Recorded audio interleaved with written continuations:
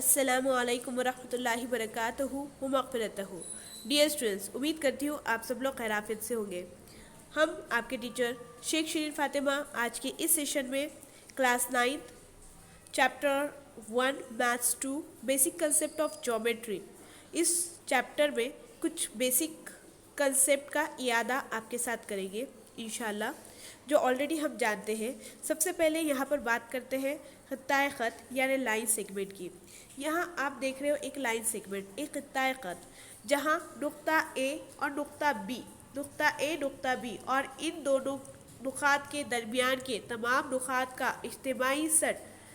इज्तिमाई set खत्ताए ख़त A B होता है। ये डेफिनेशन हो गई है खत्ताए ख़त की, यानी ए से लेके बी तक जितने भी नुक़ात हैं उनका जो इज्तिमाई सेट होगा वो कहलाएगा खत्ताए ख़त ए बी। ठीक है, इस खत्ताए ख़त ए बी को मुख्तसरन खत्ता ए बी भी कहते हैं, लिखते हैं। इसे खत्ता ए बी लिख सकते हैं और साथ में बी ए भी लिख सकते हैं, यानी यहाँ पर हम पढ़ते हैं ना ए बी, तो इसको बी ए भी पढ़ सकते हैं, लिख सकते हैं। नुक्ता ए और नुक्ता बी ये खत्ता ए बी के इख्तितामी नुक़ात हैं। यहाँ पे देखिए दोनों 8 पॉइंट है, इख्तितामी नुक़ात है।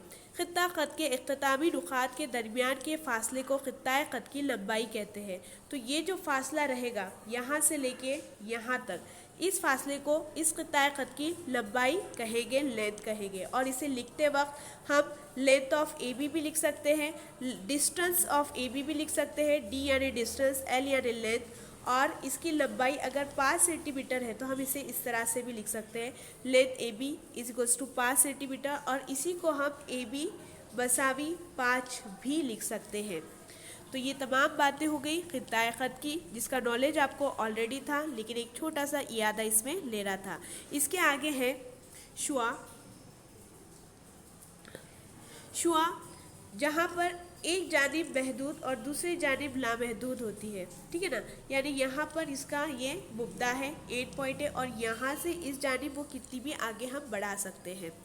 यहाँ पर फ़र्ज़ कीजिए ए और बी दो मुख्तलिफ नुक़ात हैं, ये ए और बी दोनों मुख्तलिफ नुक़ात हैं। खत्ता ए बी पर वाक़े नुक़ात और ए बी पी, यहाँ पर देखिए ए बी दरमियान में है ए और पी के, तो इस तरह से हमने इसे लिखा है।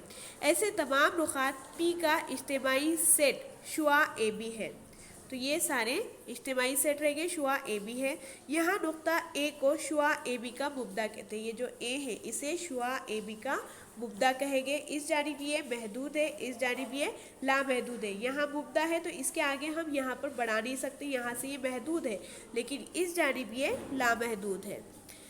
आगे देखते हैं ख़त ए बी यानी लाइन ए बी, शुआ ए बी के नुक़ात का सेट और इसके मुखालिफ शुआ नुक़ात का सेट मिलकर जो इज्तिमाई सेट बनता है वो ख़त ए बी के नुक़ात का सेट होता है। देखिए क्या कहा जा रहा है, ए बी शुआ, ठीक है, ये ए बी शुआ है और इसकी मुखालिफ शुआ कुछ इस तरह से। ठीक है, तो ये दोनों का जो इज्तिमाई सेट होगा ये कहलाएगा ख़त ए बी। खत्ता ए बी के नुक़ात का सेट ख़त ए बी के नुक़ात के सेट का ज़िमनी सेट होता है, ये उसका ज़िमनी सेट रहेगा। आगे देखते हैं मुतमासिल क़िताते ख़त यानी कॉन्ग्रेस सेगमेंट। अगर दिए हुए दो खतूत की लंबाई मसावी हो तो वो क़ितात मुतमासिल होते हैं। देखिए अगर ये इसकी लंबाई भी 4 सेंटीमीटर है और इसकी लंबाई भी 4 सेंटीमीटर है तो ये दोनों भी मुतमासिल क़िताते ख़त रहेंगे। अगर इनकी 4.3 है और इसकी भी 4.3 है तो ये दोनों मुतमासिल क़िताते ख़त रहेंगे। लिखते वक्त हम इन्हें इस तरह से लिखते हैं कि दोनों की लंबाई यानी लेंथ ऑफ ए बी मसावी है लेंथ ऑफ सी डी के।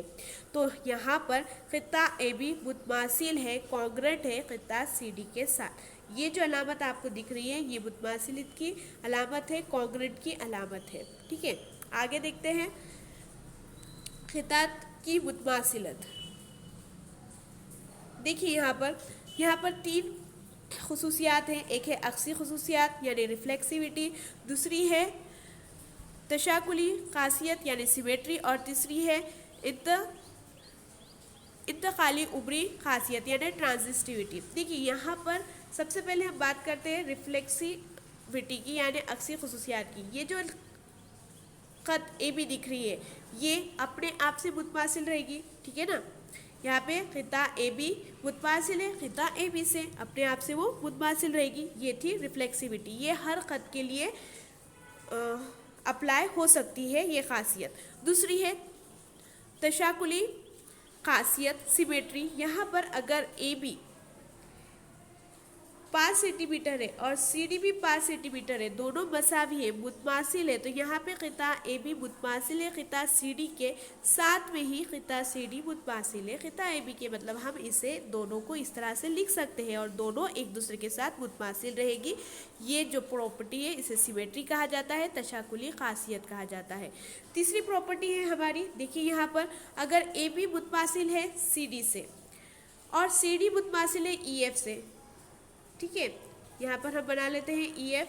सपोज ये भी 5 सेंटीमीटर है, ये भी 5 सेंटीमीटर है, ये भी 5 सेंटीमीटर है और ये भी 5 सेंटीमीटर है। सी डी मुतमासिल है ई एफ के, तो यहाँ पे देखिए सी डी दोनों तरफ आ रहे हैं। बच रहे कौन से? बच रहा है ए बी और ई एफ, तो डेफिनेटली ए बी और ई एफ भी एक दूसरे के मुतमासिल रहेंगे। तो ये जो प्रॉपर्टी है इसे कहा जाएगा इंतकाली उबूरी खासियत यानी ट्रांजिस्टिविटी। उम्मीद करती हूँ ये आपको समझ में आया होगा। ये तीनों प्रॉपर्टीज इंपॉर्टेंट है। आगे देखिए mid point of segment. Mid point of segment, यहाँ पर कोई भी खिताए खत दी जाए, हर खिताए खत का एक और एक वस्ती नुक्ता यानी मिड पॉइंट होता है। यहाँ पर देखिए ए एम बी यानी एम यहाँ ए और बी के दरमियान में है, और किस तरह से दरमियान में है कि ये खिता ए बी को दो पार्ट के अंदर इक्वली बाइसेक्ट कर रहा है, यानी यहाँ पे ए एम और बी एम दोनों मसावी रहेंगे। अगर ए बी की लंबाई 4 है तो ए एम यहाँ पे 2 और बी एम यहाँ पे 2 रहेगा। अगर ए बी की लंबाई 40 है तो यहाँ पे ए एम 20 और बी एम 20 रहेगा। दो इक्वल पार्ट में ये इस खिताए खत को डिस्ट्रीब्यूट करता है, बाइसेक्ट करता है, तनसीब करता है। तो यहाँ पर खिता ए बी का वस्ती नुक्ता एम कहलाएगा। हर खिता खत का एक और सिर्फ एक वस्ती नुक्ता होता है, ये तो हम जानते ही हैं। इसके आगे देखते हैं खिताते खत का मुवाजना। देखिए ये तो आप बहुत अच्छे से जानते हो, देखते के साथ ही आप समझ जाओगे कि खिताए खत ए बी और खिता सी डी दोनों को अगर कंपेयर करें, मुवाजना करें, तो ए बी छोटा है सी डी से, है ना। सी डी बड़ा है तो हम इसकी तरफ ओपन स्पेस कर देंगे, और ये नैरो यानी ए बी छोटा है, ठीक है।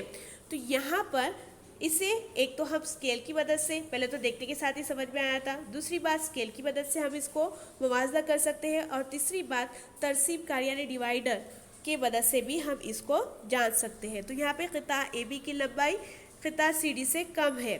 अगर length of A B small है लेंथ ऑफ सी डी से, तो खिता ए बी छोटी रहेगी खिता सी डी से।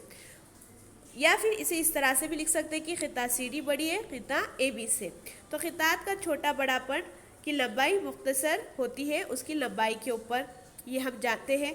8वां पॉइंट है हमारा खितात या शुआओं की उबूदियत। देखिए यहाँ पर आप उबूद मतलब जानते हो, जब किसी एक खत पर दूसरी खत या फिर शुआ पर दूसरी शुआ खता कर 90 दर्जे का अगर जाविया बढ़ रहा है, तो वहाँ पर हम कहेंगे कि वो उस पर उबूद है, परपेंडिकुलर है। ये जो अलामत है ये परपेंडिकुलर की उबूद की अलामत है। तो चलिए देखते हैं, दो खुतवात, दो शुआ या एक शुआ और एक खताकत, इन्हें शामिल करने वाले खत अगर एक दूसरे पर उबूद हो, उबूद यानी अगर वो 90 दर्जे का जाविया बना रहे हो, तो वो खताकत, वो शुआ या एक शुआ और एक खताकत एक दूसरे पर उबूद होते हैं। और इन्हें लिखते वक्त हम इस तरह से लिखते हैं, खिता ए बी उबूद है खत सी डी पर, या फिर खिता ए बी उबूद है शुआ सी डी पर। ये जो अलामत है ये उबूद की अलामत है, इसी को परपेंडिकुलर कहते हैं।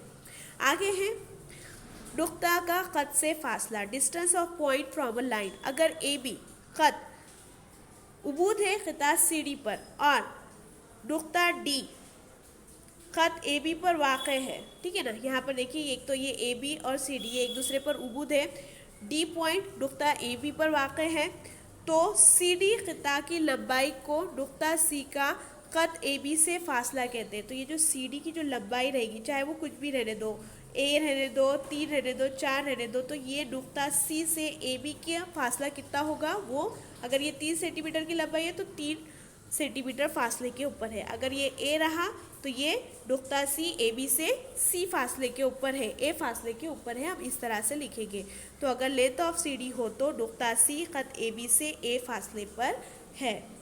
ये बात यहाँ पर क्लियर होती है। अब इसी का इस्तेमाल करते हुए हमें मश्क 1.2 के सवालात हल करने हैं। आप इसे गौर से देखिएगा, अपने क्लास वर्क में लिखिएगा। जज़ाकल्लाहु खैरन कसीरा। अल्लाह हाफिज़।